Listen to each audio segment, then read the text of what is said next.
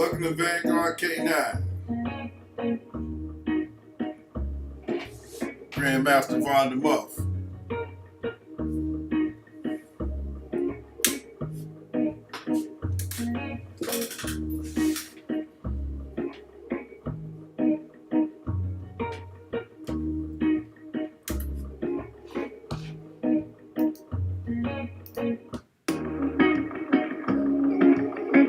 Yeah.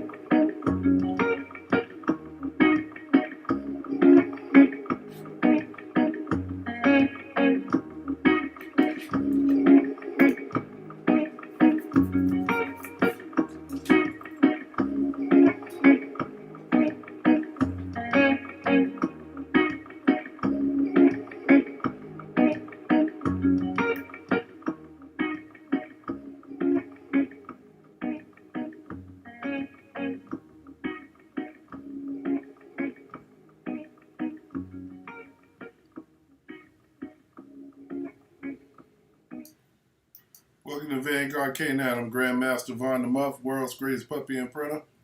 Always with some of the world's greatest working puppies. And of course, you, the world's greatest working friends. Many of you are out here training. Some of you want to start training and don't know where to begin. What I can tell you is training starts the day you pick your puppy up. You want to start laying down the foundation and laying down the rules, bottom line. You want your puppy to be this magnificent dog like the ones you see on YouTube, then you need to create a program. And if not, you should have had this heavy thought in your mind about having a working dog, high performance dog from quality genetics before you acquired this pup or dog and created this plan, because you want your dog to excel, you want to achieve, and you definitely want to be able to achieve those goals. But for the most part, you cannot achieve those goals if you don't have a dog that come from good quality genetics. Now, let me be clear. You can train any dog you find on the side of the road if you know the right methods and give it a lot of love, like I say in the videos. You can. But you're only going to be able to train that dog to its genetic potential, full genetic potential. And what is that? When you get to a portion, when you get to a part of your training, when you want to do certain things that you've seen other dogs do, when you want to shape behaviors like you've seen these magnificent dogs you see online, what's going to happen is the dog is not going to respond the way you think it should respond. And it's not always that the dog doesn't understand you and you haven't created a good communication line with the dog, but it's the dog just don't have what it takes to complete certain exercises. And a portion of that could be you don't have the correct methods. Now, sometimes when you get these dogs, you can get them to do certain things because what you need to do is change your approach to training, because you may train this puppy with this method or that method, a few of them, but this one, he has some underlying issues in his character or lacking certain drives, the food drives or the prey drives, to just flat out complete the exercise the way you think that he or she should. And that's all what happens there. And that's when you start to become faced with genetics. What's up, Raw Streets? welcome in. Welcome on in. Um, appreciate the comments. It always builds a brother up and give me inspiration to keep doing what I do. Now, the moment you get this puppy, you should have already told yourself, look, I'm finna make this be my personal protection dog. Or this gonna be my emotional support dog. Or this is gonna be my search and rescue dog. You already know what direction you want to go with this puppy. So when you get this puppy, you don't have to be thumbing around with what do I do next? When do I start this? Because some of these people are going to tell you a lot of wrong things. If you're on this channel and you've watched numerous videos, there is no way that it can be unclear in your mind with the direction that you can go with any dog. So finding a plan, a program is easy if you watch my videos and mimic what you see. The only time you're going to come run into issues is on what I've just spoken about when you come to genetics. And I'm going to tell you why genetics is very important. Because all of that I just said, if it hadn't rung a bell in your head, just know that I love dogs, and I know many of you love dogs. When the moment you spend $2 or any of your precious time, because we got one life and we only get but one life, you don't want to waste time trying to train a dog that just don't have it. Just imagine what a veterinarian bill would be when you have your high hopes for this working dog or this special animal for you that you have for your family and yourself. This ultimate breed or ultimate special dog that you always thought about or you just acquired, and you're saying, I'm going to make this dog run up a ladder and run into a building and save lives whenever there's a fire going. I'm going to teach him to crawl low and avoid being harmed by the flames.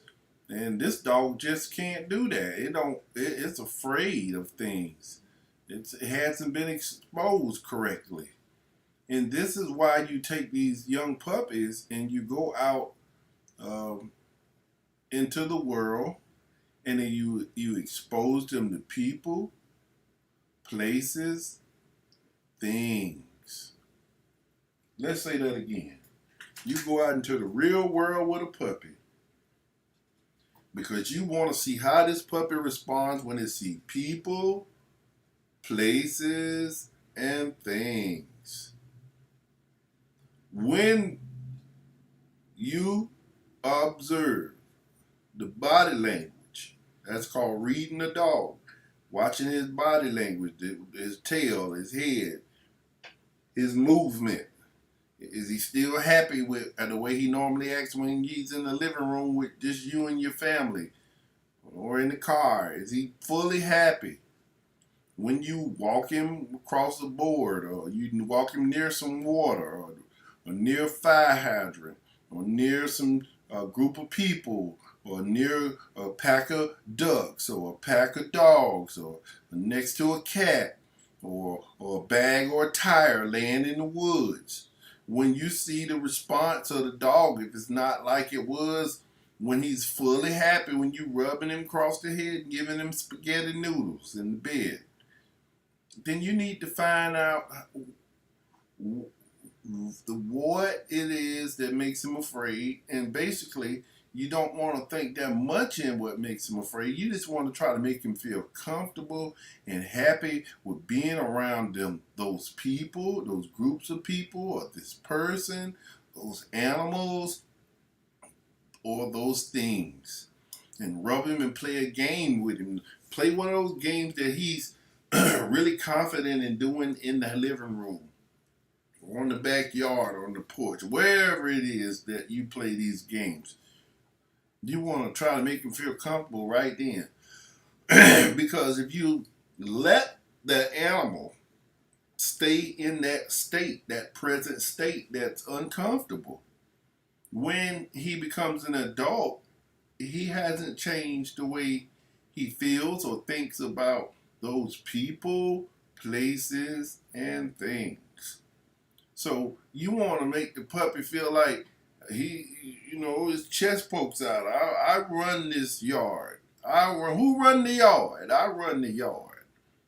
So you want him to have his chest poked out when he sees people, places, and things, and play games around these people, places, and things. So that means, although it's a dangerous game to take puppies out when you start talking about the health state, we don't necessarily need him to smell other dogs' poop and urine and kiss them in the mouth and people rub him across the head and push him on those things.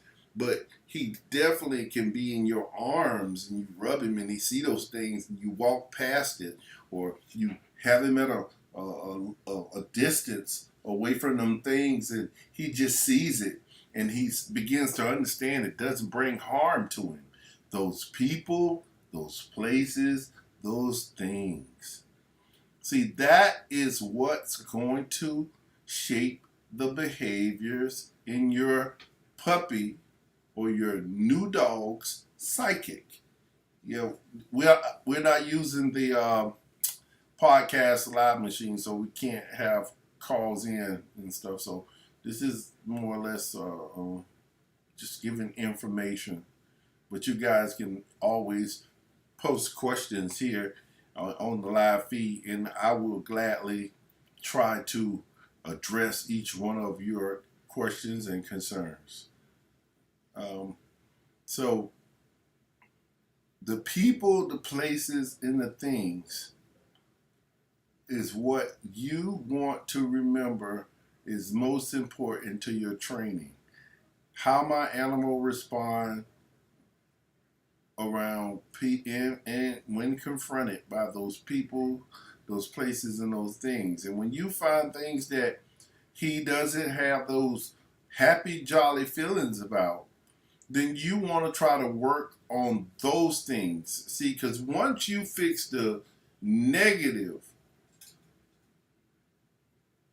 you don't have to work on the positive, because the positive is a given in his character. People, places, things. So I would spend a lot of time exposing my dog to things that he does not feel comfortable around. I would spend a lot of time exposing my new pet pal as young as possible. And even if you got an old dog, you start from where you are that day, because they're creatures of habits. And if you could take and create a new emotional feel or habit around those things that he thinks are dangerous or could bring harm to him, and you change the picture that's in his mind and give him a new light, he's going to be able to play those same games right there in front of those people or those places or things the way he performs for you when you're at home in the living room. And so training begins the day you get your puppy. That's the way you end up with a dog, an adult dog, that seems to be like this super dog you see on these videos. That's because you took this dog everywhere and exposed him to people, places, and things. I know some of you guys have a job.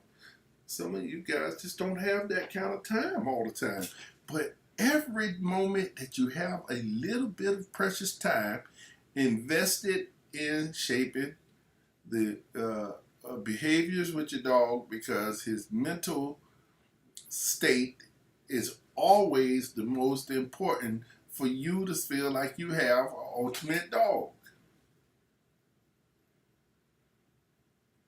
His mental state is what's going to make him great.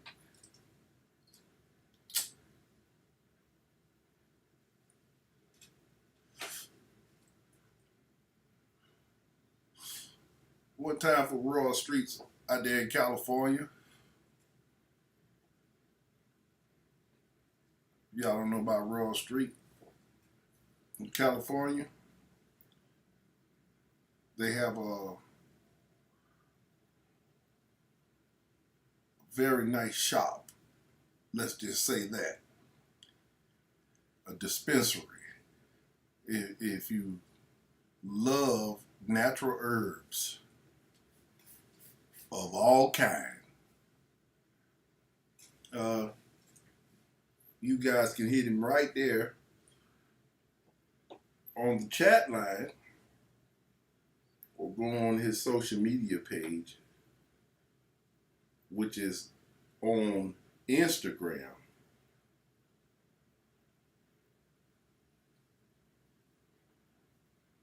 Now,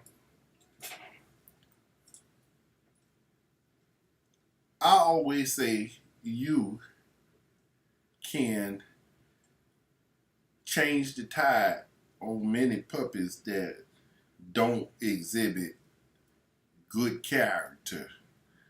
Not always necessarily true, but dogs from good genetics can recover if you take time and invest a consistency of time in changing the picture that's in his mind. Because see, some of these puppies learned this stuff with their breeder at the breeder's home in the kennel, and watched the mother and thought that he's supposed to run when he see people or things, or just wasn't exposed and socialized properly.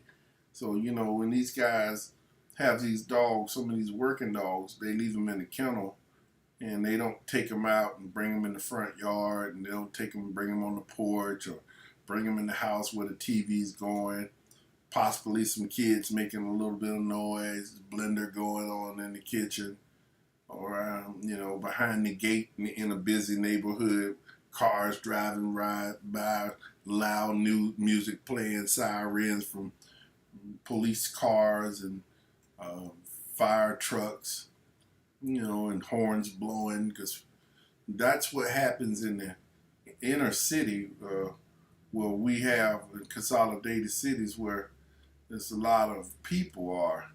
You know, you're out in the country, you're limited to people and places and things. But you just have to put that dog in the car every time you go in town, when you go to buy that dog food or get you some eggs and milk. When you're doing those kind of things, you get you a little cage or get you one of those harnesses that you can strap your dog in the seat properly. Let the window down, let him with some wind blowing his face, turn the radio up loud a little bit. And you'll find out that most of these dogs are eventually, you know, they get so used to riding the car, all that music from rap and heavy metal and soft R&B or whatever it is, and the window drop down and they hear cars flying by and they smell those smells. Sometimes that's just enough. Not always, but sometimes it's just acclimating the puppy to being handled and made to be a family member, be a part of the pack, being a part of everyday life. And that dog after a while says, well, I was only used to being confined to it.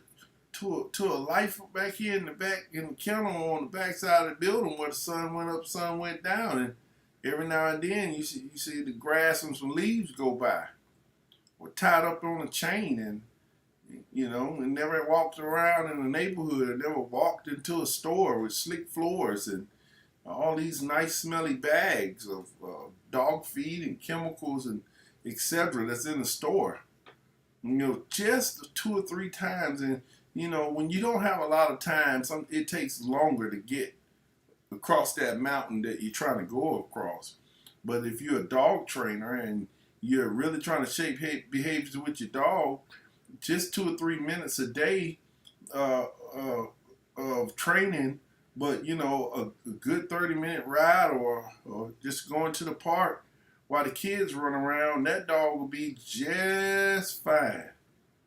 But when you get dogs that are in pure avoidance of people, places, and things, then you got a job. You got to figure out why, but don't really focus much on why, but more focus on why I can't get him to come out of it.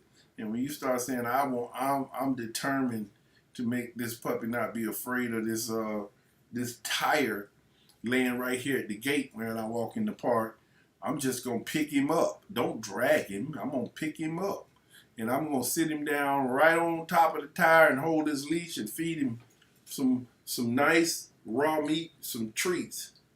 And I do that every day. After a while, when he see that tire, because you're painting a new picture, broadening his horizon. When you do that, you paint a new picture, and that pup start see the new tire, and he'd be like, okay, well, this is where I get to have my meals at. That's what that tire means. You want him to like people a little bit more, you pick him up and hold him in your lap with a harness on him, and you let people, you don't have people that's jerking their hands and doing all that, but you have somebody just walk up to them in the side, and they sit down next to you in the bench and talk, and everybody sit around, and you give them treats, and you can allow them to do that if that's your choice.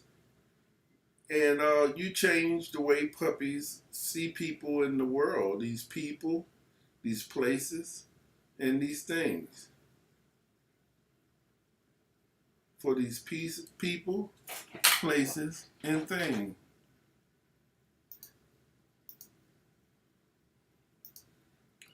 That's what you want.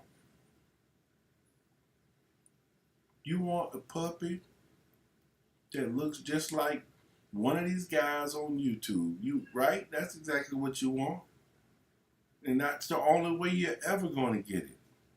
You can't not get a puppy and don't invest time in him and think that next month, next year, he's going to be this super dog. You let him sit down 365 days in the backyard on a chain, and then you mad because he doesn't know how to respond. Let's look at that. When a dog don't know how to respond, let's say the proper term or the proper words would be, he doesn't know how to present his good manners. So what does he do? He does what he taught himself in the yard. Besides, sometimes either going in avoidance, flight, or he turns around and growl aggressively and go into fight. Or he jumps up on people. You got these long nails that you hadn't cut down. You hadn't given him proper health care, by managing those nails and manicuring this puppy as well if you're not spending a lot of time. And he scratches your little girl, and now your wife want him to get out. And the puppy doesn't deserve to go anywhere or get out. It's just that you didn't invest any time in manicuring the puppy. And he's just doing what dogs do. They want to jump up and kiss your face and lick your face or be your best friend and say hi. How are you people? You people, I'd like to know you. You seem fun to be around. Oh, he jumps up on you, mess up your brand new white pair of pants. Now you all upset and you get back. Now you throw him back into the mental state that he was, that people yells at him or brings harm to him, and he shies away. There's all kind of things that can happen.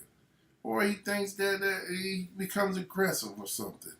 And that's because we have to really think about the animals when we acquire a dog or any animal.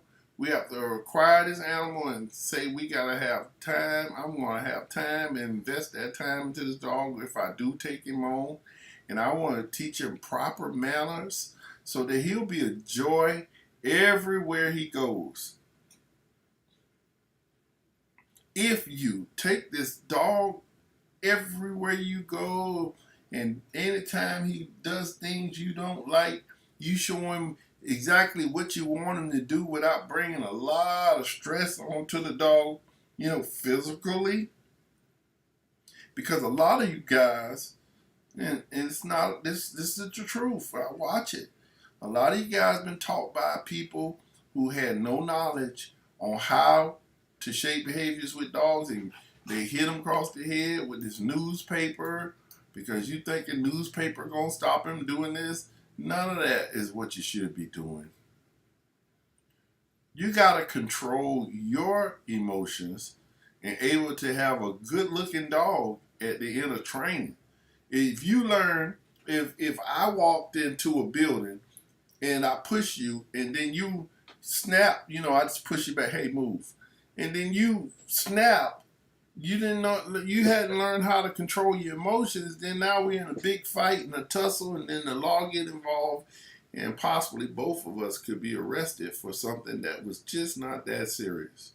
So when you look at a situation like that, if a dog, I told my son just the other day, when he comes into my office, he opens the door, the dog said, "Oh, I'm excited. Look at this right here. Who is this? Is this a new toy?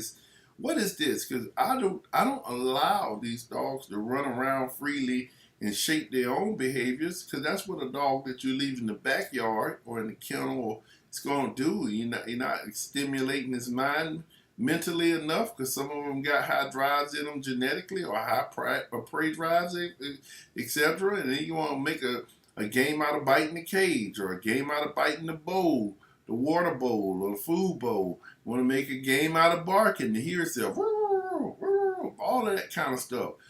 These animals create a lot of emotional bad habits because we're not spending enough time. A dog will let you know when you're not spending enough time. They're barking, screaming, becoming destructive. When people come in, I'm not telling them, hey, if he does something you don't like, hey, let me pick him up. But that's what you got to do. Just reach down. Don't say nothing to him. Pick him up and start rubbing him. And we'll put him in a cage or give him to me where I can restrain him until you leave out of the room. We all have to be on the same page. It's like if I have a dog and I live with Max, and Max is doing something different than what I'm doing, it's like two people who's had a child and you don't live in the same household.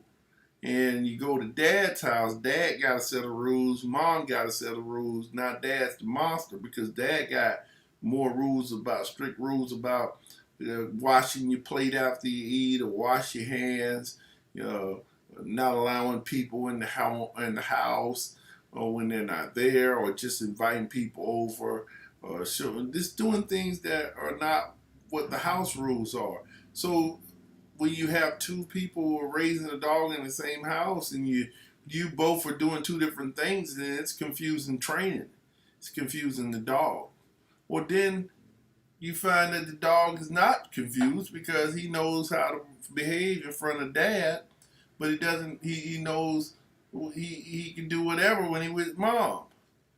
And so mom says, "Oh, I can't control the dog. He doesn't do that when he with me." But that's because you're doing something different than what I'm doing. We have to have a plan. We all have to work together to achieve the goals when we're executing that plan. We have to do this together. And that's exactly how a family should do when they're raising a dog. Now, I see a lot of you guys are coming in on the chat. And I also want you guys to know that anytime you see any new videos that you think is exciting or you think it's informational, please share these videos on your social media site. This is how we get the message out to the world. This is how people know we're still here. That's what inspires me to keep going, and like I'm doing now, trying to create you guys a lot of content. So, you guys reward me just like we reward the dogs with treats by sharing my content. If you can't support the channel, right there, what you see with the Cash App, $ULYSEEMUFFJR. my job is to provide you guys with information, rather it's information you already know or you don't know. Is to just have conversations about dogs. And that's what, sometimes some of us need, is just to have a friend to talk to about certain behaviors that we're having a problem with. And I say, hey, no, this is what you do. And you be like, you know what? I went and did what you did, what you told me you're doing. And man, it worked like wonders on my dog. Now he seemed to just have it. And so that's how information is transformed into greatness, when someone shares information with you and you seem to thinking it was just the hardest thing in the world, and it was just one little thing you forgot to do. The guy was over here training a dog, and I said, hey, the dog actually sitting and down and doing range of motion and everything, but you're not putting trigger words on it, and you're not saying yes. When you say yes, then yes, your hand fly open, and his nose right there in your hand, yes. Then he do the same thing. He ready to do that again. So he was missing yes. And that's all he needed, was that information. So share these videos that you see right up here, right there. Share that cash out. Somebody hit my cash out, because I like to have a hamburger today. But hey, I can't get a hamburger every day unless my clients are supporting me. And that's what you guys are, family. Family of clients. It's cash out, $ ULYSEEMUFFJR. I appreciate any donations, no matter how small or how large. And it just excites me to be able to work for you guys and come here every day and just talk about what I love most, which is dogs, and to see some of you guys come back and make videos and send me videos of your dog. So if you're having success with something I showed you, don't be afraid to film it. Have someone film you. If you got to do it 2 or 3 times to get the right look, and film it, and then send that video to my phone. I'll feature your video in the middle of my videos, as you see with some of the other videos that I've been putting out recently. So people, places, and things. That's exactly what you guys got to keep in your mind when you're out here training, and that will help you make your dog better, and as well as make you a better dog trainer, because you'll be saying, hey, okay, I get it. I'm training around people, places, and things. Oh, I get it. I'm going to expose my dog to people, places, and things. I don't necessarily have to have people pet him and these things, him pushed upon those, forced upon those things. These animals out here or whatever. I just need to let him see it all the time and see it don't bring harm to him. Or whatever behavior I want to teach him, to bark at it or whatever, and I do that and praise him for it. I like to thank VJ and Max Diaz, and Royal Street for coming in today, and JW. How much for Vanguard and mixtape CD? JW, I did at one point, I really had a goal to creating Vanguardian compliment CD, something, to put out there, but I don't always have the best music or mixers and producers. It's a lot of guys that you'd be surprised, like on this chat line, as well as fans who support the videos.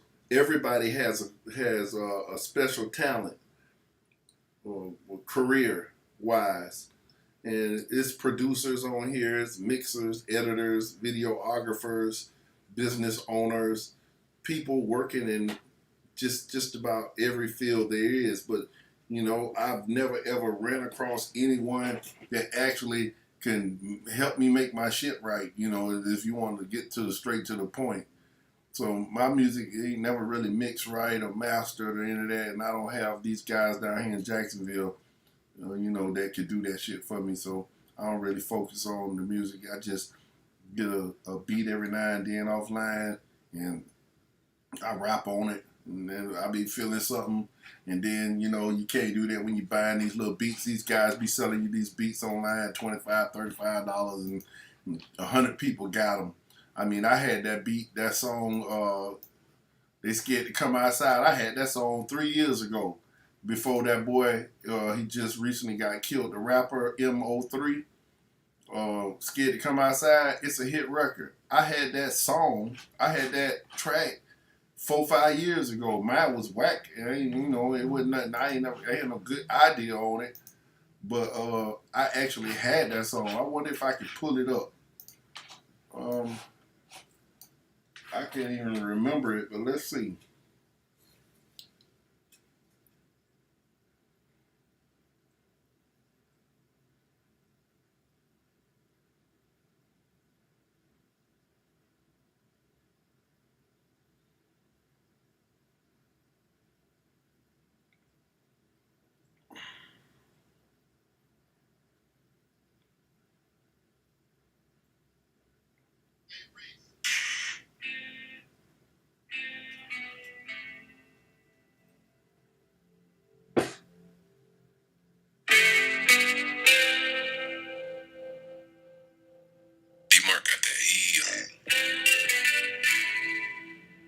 That's the same song.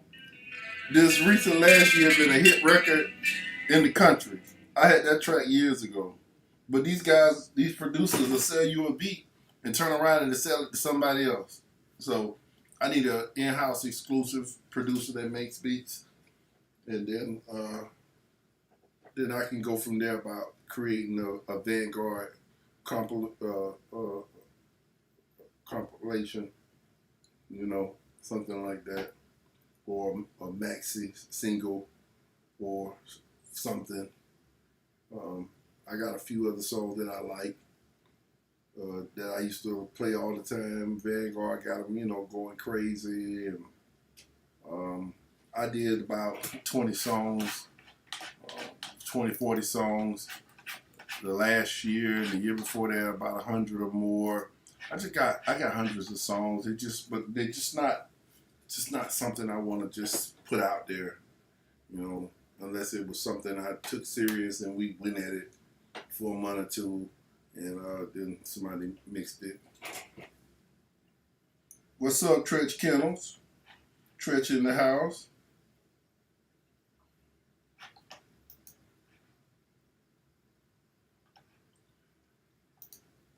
Tretch said, "Do I have a book?" Tretch, that's another. It's another good marketing idea. Like what JW just said. Writing a book is probably something I should be doing. I should be sitting down with somebody,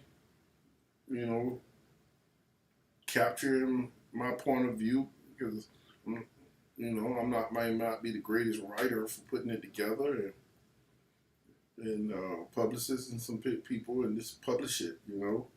It would be great to write 4 or 5 books. I need that. I just need some time to be able to do that. Right now, I spend most of my time working hard as I can to keep the wheels spinning. Otherwise, I wouldn't be asking you guys to support me with a cash app till I get it to where I want it. Hey, we just doing what we do.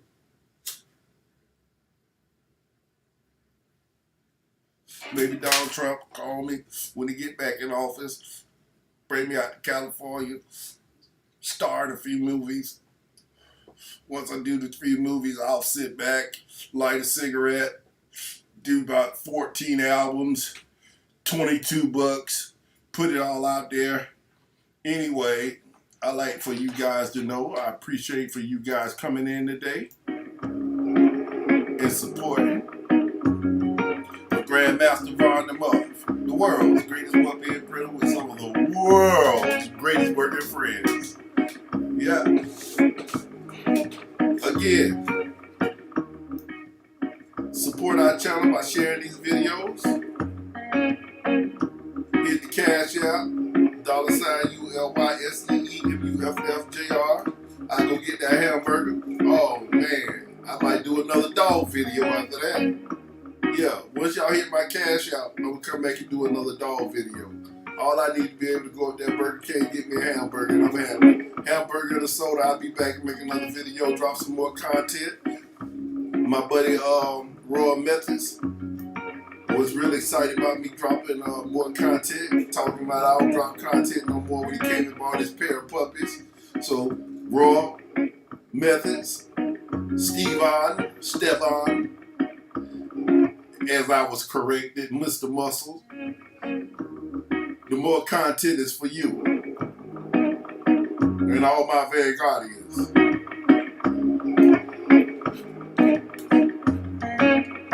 Y'all stay tuned.